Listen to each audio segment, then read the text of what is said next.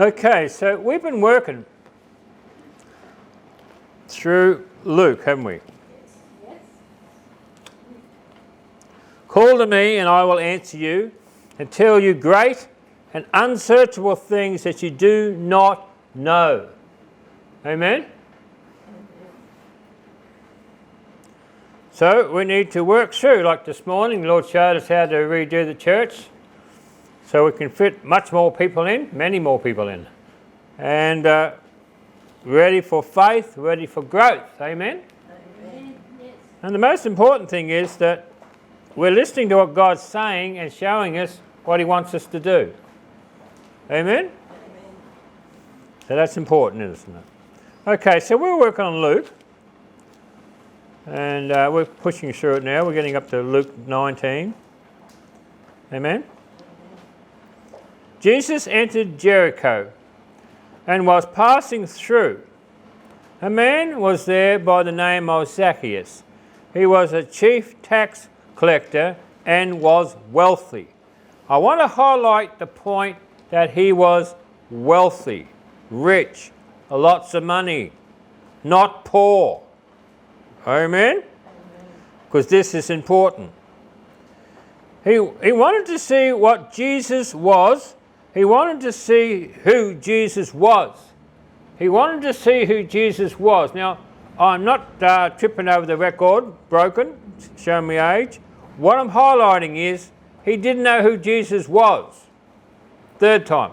Now, this is relevant because when he gets to see Jesus, Jesus calls him by name. Okay?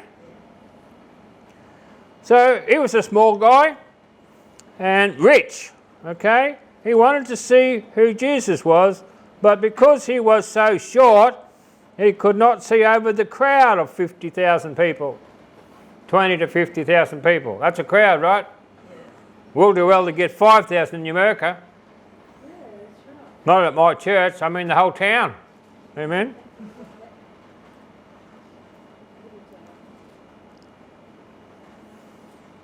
So he ran ahead and climbed a sycamore tree to see him, since Jesus was coming that way. When Jesus reached the spot, he looked up and said to him, Zacchaeus, come down immediately. I must stay at your house today. Jesus knew what he was doing. He always knew in advance. Isn't that amazing? Yes. Now I've got to go. I've got to stay at your place, Zacchaeus. Calls him by name. Well, Zacchaeus didn't know who he was. This is important. And Zacchaeus was rich. That's important. Wealthy, rich, right? So he came down at once and welcomed him gladly. Welcomed him what? Glad.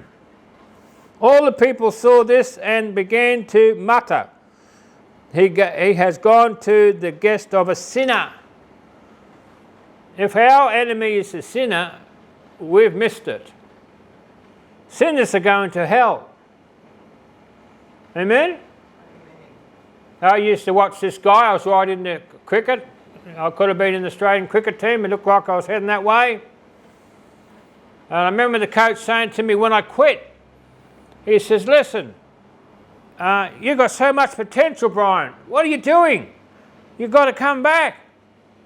And he was an English coach, and I was in the Brothers Diggers and Gold Caps in Toowoomba, Queensland. And he said, no, you've got to come back. And I said, well, my wife doesn't want me to play cricket. He says, you've got to divorce her. Don't you understand how important this is? This is an opportunity of a lifetime. And I'm starting to learn, now that I'm 60, and then I've seen how quick Shane Warne died of a massive heart attack, and how he was the king of cricket, as in off-spinners. Boy, that fella was he gifted. But it was only a sport, and a sport can't carry you to eternity.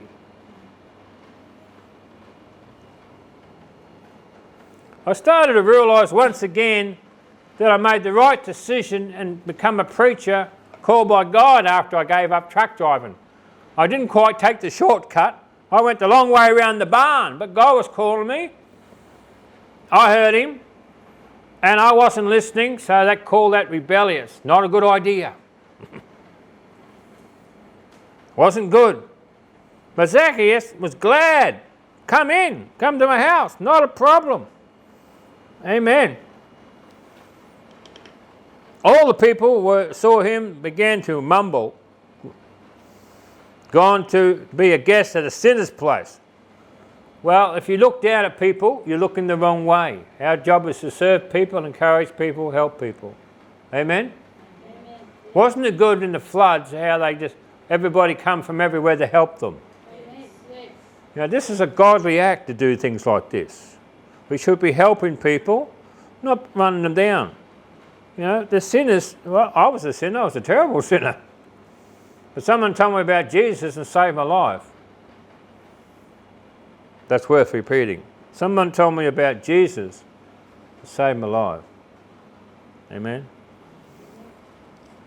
But Zacchaeus stood up and said to the Lord, "Look, Lord," now he's a sinner, okay, rich and wealthy.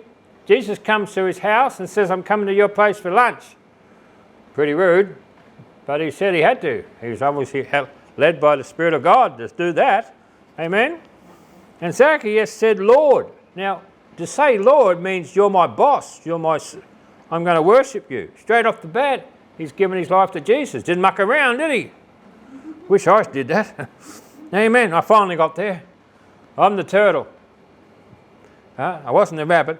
Rabbit didn't focus too good. I might have been a rabbit when I started, but I ended up being a turtle. Anyway, I'm going good now. Amen. So he says this to him. But Zacchaeus stood up and said to him, "Lord, Lord, here and now," watch what he does here. "Here and now I give half of my possessions to the poor, and if I have cheated anybody out of anything, I will pay back 4 times as much." Now wait a minute. Just down the road there, 4 days back roughly, he was talking to the rich young ruler, and the rich young ruler had to sell all his possessions and sell everything. "I'm not doing that. You joking? Not me, man. And give to the poor." "No, I'm out of here." Rich young ruler. Here's Zacchaeus, wealthy, right? Jesus doesn't even have time to ask him. He says, no, I'm giving half right now to the poor. And if I've ripped anybody off, I'll give them 4 times as much. Very important point. He didn't have a trouble of greed. Zacchaeus was wealthy, but he didn't have a greed problem. If he did, he doesn't have it now. Half of his wealth, well, it's easy to give away $5. No, he was wealthy. Wealthy. Probably thousands, could be millions. You're just giving it to the poor. But what I want to highlight here is this. He didn't say to him, no, Zach. No. If you want to follow me, mate, you're going to have to sell everything. See, what he said to the rich young ruler, he had a problem with every cent. He didn't jump up and say, "Well, I've done everything since I was a child, and we always give to the poor, and we're always generous." No. Jesus says, "One thing you lack."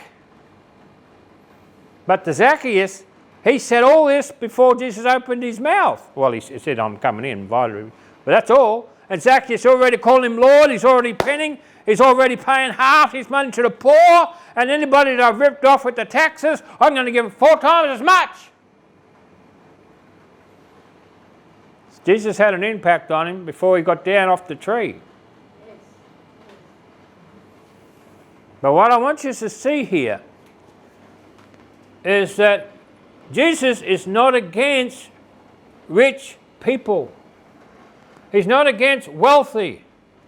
He has a problem with sinners. Why? Because they're going to hell.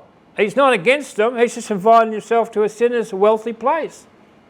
Now, religion would have a stroke with that, but according to my Bible, it says that he was wealthy.